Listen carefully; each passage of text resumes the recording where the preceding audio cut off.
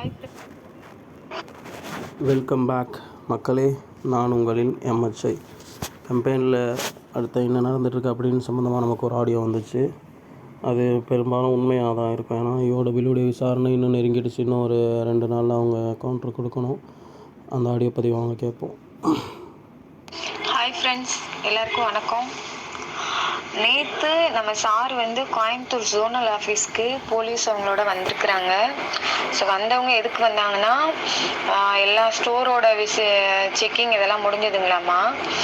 அடுத்து ஜோனல் ஆஃபீஸில் அங்கே இருந்த அட்டண்டன்ஸு, நம்மளுக்கு கொடுத்த டேப்லெட்டு, அந்த மாதிரி லிஸ்ட்டெல்லாம் செக் பண்ணுறதுக்கு தான் வந்திருந்தாங்களாம்மா. அந்த நோட்டு எல்லாத்தையுமே எடுத்துகிட்டு சாரையும் கூட்டிகிட்டு போயிட்டாங்களாம்மா.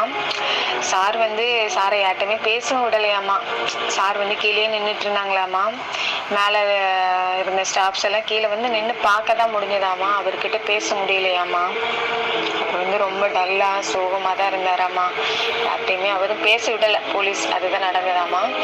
ஸோ நம்ம என்ன பண்ணணும்னா, சாருக்கு பெயில் கிடைக்கணும் அப்படின்னா EOW அப்படிங்கிறதுக்கு ப்ரௌசிங் சென்டரில் போய் ஒவ்வொரு ஆளும் போலீஸ் ஸ்டேஷனில் கம்ப்ளைண்ட் கொடுக்குறத விட அதுக்கு நம்ம ஒரு கம்ப்ளைண்ட் லெட்ரு, இந்த மாதிரி எங்களோட வாழ்வாதாரத்தை நல்லா உயர்த்தி பண்ணினாங்க, நாங்கள் அதை விட்டு இத்தனை குடும்பம் நாங்கள் நல்லா இருக்கிறோம், எங்கள் குழந்தைங்களாம் நாங்கள் நல்லா படிக்க வைக்க முடியுது, எங்களோட கஷ்டத்துலேயும் இது எங்களுக்கு ஒரு உதவியாக இருந்துச்சு அப்படின்னு சொல்லிட்டு ஒரு லெட்ரு EOWக்கு ஆஃபீஸ்க்கு நம்ம அனுப்பினோம்னா சாருக்கு சீக்கிரம் பெயில் கிடைக்குமாமா.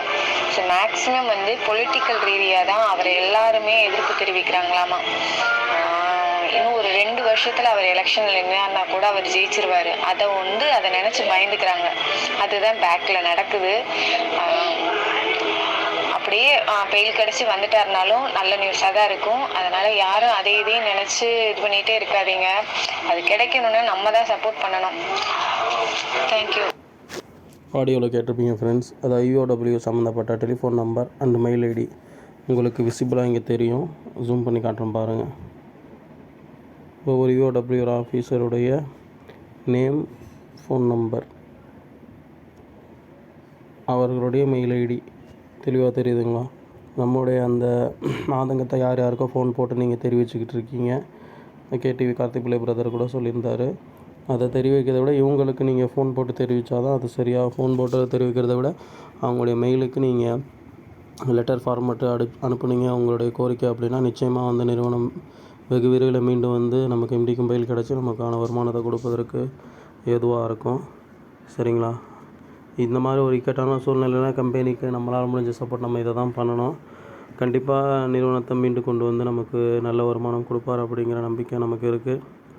அதற்கு நம்மளால் என்ற முயற்சிகளையும் உதவிகளையும் நிறுவனத்திற்கு நம்ம செஞ்சுக்கிட்டே இருக்கணும்.